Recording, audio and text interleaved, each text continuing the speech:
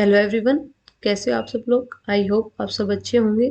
जैसे last video में हमने एक थ्योरी पढ़ी थी, मास्लो की हायरार्की नीड थ्योरी, और आज का हमारा टॉपिक है हर्ट्ज़बर्ग थ्योरी ऑफ मोटिवेशन। ठीक है, हर्ट्ज़बर्ग की थ्योरी एक मोटिवेशनल थ्योरी है ये, जो सबसे पहले 1959 में हर्ट्ज़बर्ग ने दी थी, और ये हर्ट्ज़बर्ग यूएसए के रहने वाले थे। ठीक है, ये हर्ट्ज़बर्ग यूएसए के रहने वाले थे। उन्होंने एक थ्योरी दी थी जिसका नाम क्या था, हर्ट्ज़बर्ग थ्योरी ऑफ मोटिवेशनल। इसे टू फैक्टर थ्योरी भी कहते हैं। क्यों कहते हैं? क्योंकि हर्ट्ज़बर्ग ने ऐसे दो फैक्टर बताए जो किसी भी पर्सन को क्या करते हैं, मोटिवेट करते हैं। उन्होंने बताया दो फैक्टर्स ऐसे होते हैं जो किसी भी पर्सन को मोटिवेट करते हैं, और ये दो फैक्टर कौन कौन से थे। इसमें पहला फैक्टर था हाइजीन फैक्टर, और दूसरा फैक्टर था मोटिवेटिंग फैक्टर। ठीक है, और जो हर्ट्ज़बर्ग की थ्योरी है ना, इसे ही हम क्या नाम देते हैं, इम्प्रूवमेंट और एक्सटेंशन ऑफ मास्लो। इसे और क्या नाम देते हैं, इम्प्रूवमेंट और एक्सटेंशन ऑफ मास्लो। क्यों देते हैं? क्योंकि हर्ट्ज़बर्ग ने क्या किया, जो मास्लो की थ्योरी थी उसी को बेस बनाकर ही अपनी टू फैक्टर थ्योरी को क्या किया, डेवलप किया था। इसीलिए इस थ्योरी को क्या बोलते हैं, improvement and extension of Maslow theory, और इसे हाइजीन थ्योरी के नाम से भी जाना जाता है। इन्होंने बताया कि किसी पर्सन को मोटिवेट करने के लिए दो फैक्टर होते हैं। पहला फैक्टर हाइजीन फैक्टर, और सेकंड फैक्टर होता है मोटिवेटिंग फैक्टर। इन्होंने बताया कि जो हाइजीन फैक्टर है, अगर किसी भी पर्सन के काम के अंतर्गत अगर हाइजीन फैक्टर नहीं होंगे, क्या है, अगर हाइजीन फैक्टर नहीं होंगे तो वो क्या हो जाएगा, डिससेटिस्फाइड हो जाएगा। कोई भी पर्सन में अगर उसके पास हाइजीन्स फैक्टर नहीं होंगे तो वो डिससेटिस्फाइड हो जाएगा। जैसे किसी भी पर्सन के अगर काम में उसको सेफ्टी ही नहीं है, या कुछ वर्किंग कंडीशन उसकी अच्छी नहीं है, तो वो क्या हो जाएगा, उस काम से डिससेटिस्फाइड हो जाएगा। वो डिससेटिस्फाइड होने की वजह से वो काम को सही ढंग से नहीं कर पाएगा। उसी तरीके से दूसरी तरफ देखा जाए तो वो कौन से थे, मोटिवेशनल फैक्टर थे। हर्ट्ज़बर्ग ने बताया कि मोटिवेशनल फैक्टर के ना होने से फर्क नहीं पड़ता, लेकिन अगर मोटिवेशनल फैक्टर किसी भी काम में होते हैं तो उससे क्या हो जाएगा, सेटिस्फेक्शन बढ़ जाएगी। जो सेटिस्फाइड पर्सन है उनकी सेटिस्फेक्शन बढ़ जाएगी। ठीक है, तो इसमें दोनों में फर्क क्या है कि हाइजीन फैक्टर के तो नहीं होने से, मतलब नहीं होने से क्या हो जाएगा, डिससेटिस्फाइड पर्सन हो जाएंगे। लेकिन जो दूसरी ओर मोटिवेटिंग फैक्टर है, इनके ना होने से तो फर्क नहीं पड़ता, लेकिन अगर किसी भी काम के अंतर्गत मोटिवेटिंग फैक्टर है तो पर्सन क्या हो जाएगा, सेटिस्फाइड ज्यादा होगा। मान के चलो कोई पर्सन है, अगर उसे टाइम टाइम पर रिवॉर्ड नहीं मिल रहा, अच्छा कोई बात नहीं, वो रिवॉर्ड के बारे में ज्यादा नहीं सोचेगा। लेकिन अगर किसी पर्सन को काम करते वक्त या अच्छा काम करते समय उसको रिवॉर्ड मिलता है, तो उसके मन में क्या आएगा कि वो उस काम को क्या करेगा, और अच्छे तरीके से करेगा, मतलब और गुड तरीके से उस काम को क्या करेगा, आगे करेगा। तो सेटिस्फाइड हुआ, इसीलिए तो उसी ने सोचा ये काम।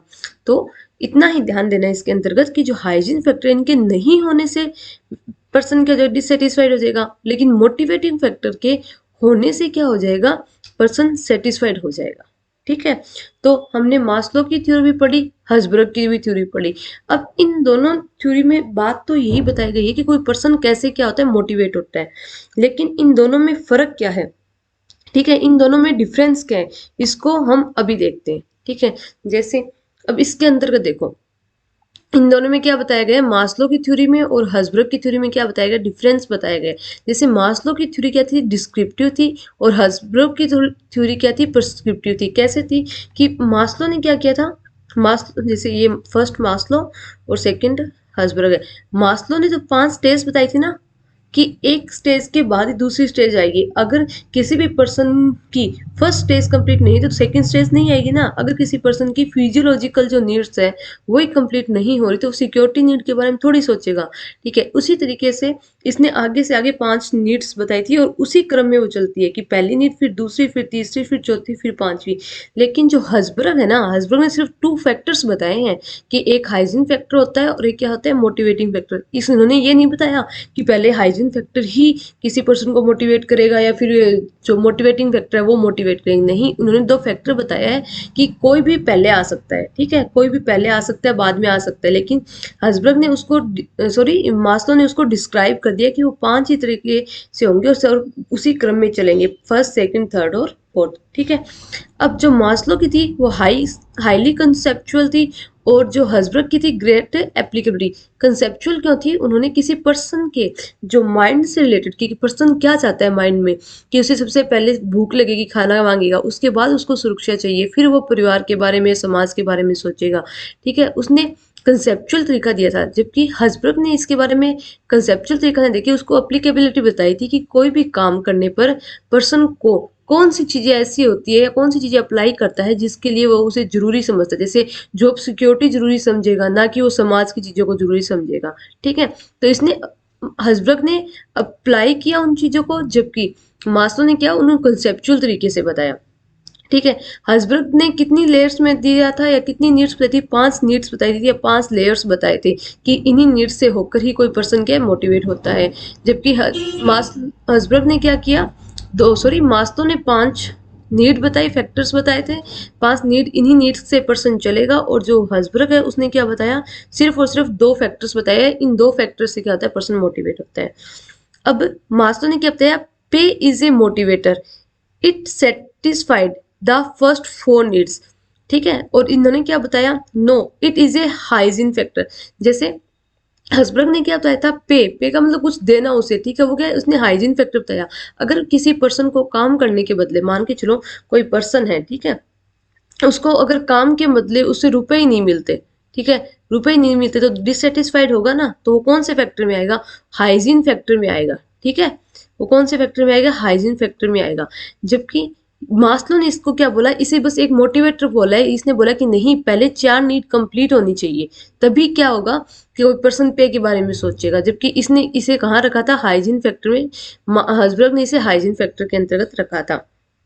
फिर मास्लो ने बोला है need which is satisfied not a motivator, और हसबर्ग ने बोला है some need continue to motivate through satisfied. अब देखो मास्लो ने क्या बोला कि मान के चलो, जो मास्लो की जो फर्स्ट नीड थी, मास्लो की जो फर्स्ट नीड थी ना, कौन सी थी, फिजियोलॉजिकल नीड थी, उसके बाद सिक्योरिटी नीड थी, ठीक है, उसके बाद सिक्योरिटी नीड थी ना। तो उन्होंने बोला कि एक बार अगर किसी पर्सन की फिजियोलॉजिकल नीड है वो कंप्लीट हो जाए, तो ये नीड उसको दोबारा मोटिवेट नहीं करेगी। उनका मानना था कि कोई भी नीड, मास्लो का मानना था, एक नीड सिर्फ और सिर्फ एक बार ही किसी पर्सन को मोटिवेट करेगी।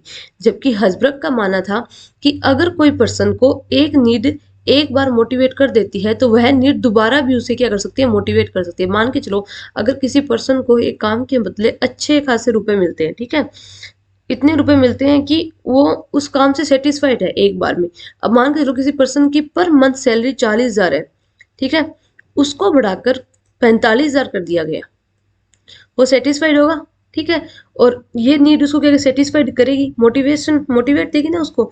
अगर वही उसकी नेक्स्ट मंथ 45,000 से बढ़ाकर 50,000 कर दी जाए, तो क्या उसे मोटिवेशन नहीं मिलेगा, वो काम नहीं करेगा, करेगा बिल्कुल। तो मास हसबर्ग का क्या मानना था कि एक बार जो नीड मोटिवेट कर सकती है वह दोबारा भी मोटिवेट कर सकती है। जबकि मास्लो का मानना था कि नहीं, कि अगर एक बार किसी व्यक्ति की कोई नीड कंप्लीट हो चुकी है या फिर कोई सेटिस्फाइड हो चुका है किसी काम से, तो वो काम उसे दोबारा सेटिस्फाइड नहीं करेगा। अब ये मास्लो ने नेक्स्ट क्या बोला कि all needs are motivator at time. इन्होंने बोला कि और सभी नीड है ना, वो एक साथ मोटिवेट करेगी। यानी जैसे एक साथ कैसे, जैसे अगर फिजियोलॉजिकल है, फिजियोलॉजिकल नीड में एक पर्सन एक साथ मोटिवेट होगा, ये नहीं कि टुकड़ों में मोटिवेट होगा। अगर पर्सन को भूख लगी है, मान के चलो फिजियोलॉजिकल नीड के अंतर्गत किसी पर्सन को क्या लगी है, भूख लगी है, ठीक है, तो खाना खाएगा, खाना खाने के बाद वो पूर्णतः सेटिस्फाइड होगा। ये नहीं कि टुकड़ों में सेटिस्फाइड होगा, थोड़ा अब सेटिस्फाइड हुआ थोड़ा बाद में, नहीं, वो एक साथ सेटिस्फाइड होगा। लेकिन हसबर्ग ने इस बात को नकार दिया कि जरूरी नहीं पर्सन एक साथ सेटिस्फाइड हो जाए। कभी पर्सन हो सकता है कि कभी कोई पर्सन किसी काम को लेकर सेटिस्फाइड तो है लेकिन फुल्ली सेटिस्फाइड नहीं है। इसीलिए इन्होंने बताया कि जरूरी नहीं कोई पर्सन एक साथ सेटिस्फाइड हो जाए। अब जो मास्लो की थी, मास्लो ने क्या बोला, मास्लो की थोड़ी relevant for all, relevant for all क्यों बोला, क्योंकि जो मास्लो ने जो 5 स्टेज बताई थी वो सभी पर्सन की लाइफ में आती है, इसीलिए वो सबके लिए रिलेवेंट है, ठीक है। जबकि हसबर्ग की किसके लिए ज्यादा थी, मोर फॉर मैनेजर्स, मैनेजर्स के लिए कैसे थी, क्योंकि हसबर्ग ने कितने फैक्टर्स बताए थे, हसबर्ग ने 2 फैक्टर्स बताए थे, और ये 2 फैक्टर्स बताए थे कि ये 2 फैक्टर्स ध्यान कौन रखेगा, मैनेजर ध्यान रखेगा। कौन रखेगा, मैनेजर रखेगा। जैसे जो हाइजीन फैक्टर का था, हाइजीन फैक्टर में क्या था, जॉब सिक्योरिटी थी ना, तो जॉब सिक्योरिटी के बारे में ध्यान कौन रखेगा? जॉब सिक्योरिटी थी, जॉब सिक्योरिटी के बारे में ध्यान कौन रखेगा? एक मैनेजर ही तो रखेगा, ठीक है। और मोटिवेशन फैक्टर में क्या था? मोटिवेशन फैक्टर में था रिवॉर्ड, रिवॉर्ड था ना, तो उसका ध्यान कौन रखेगा? मैनेजर ही रखेगा। कब कब पर जो काम करने वाले पर्सन है उनको रिवॉर्ड देना है, तो वो सब कौन ध्यान रखेगा? एक मैनेजर ही तो ध्यान रखेगा। इसके लिए इसने जो हसबर्ग ने ज्यादातर जो फैक्टर्स बताए हैं वो एक मैनेजर की दिशा में बताए हैं कि मैनेजर को इन दोनों चीजों का ध्यान रखना चाहिए, जिससे वो पर्सन क्या हो, कोई दूसरे पर्सन मोटिवेट हो सके। जबकि जो मास्लो की जो थ्योरी थी वो सभी के लिए रिलेवेंट थी, ठीक है। तो आज का हमारा टॉपिक यही था। सबसे पहले तो हमने हसबर्ग को पढ़ा कि उसने कितने फैक्टर दिए, 2 फैक्टर दिए, इसमें से एक हाइजीन फैक्टर था, दूसरा मोटिवेशन फैक्टर था, ठीक है। हाइजीन फैक्टर के तो ना होने से पर्सन क्या हो जाएगा, डिससेटिस्फाइड हो जाएगा, और जो मोटिवेशन फैक्टर है उनके होने से फर्क पड़ता है, क्या हो जाएगा, सेटिस्फाइड हो जाएगा, ठीक है। और अब बाद में हमने क्या देखा, मास्लो और जो हसबर्ग की थ्योरी थी इन दोनों में डिफरेंस क्या है। तो आज के लिए इतना ही। इसके आगे जो नेक्स्ट मोटिवेशन जो थ्योरी है वो हम नेक्स्ट वीडियो में करेंगे। Thank you.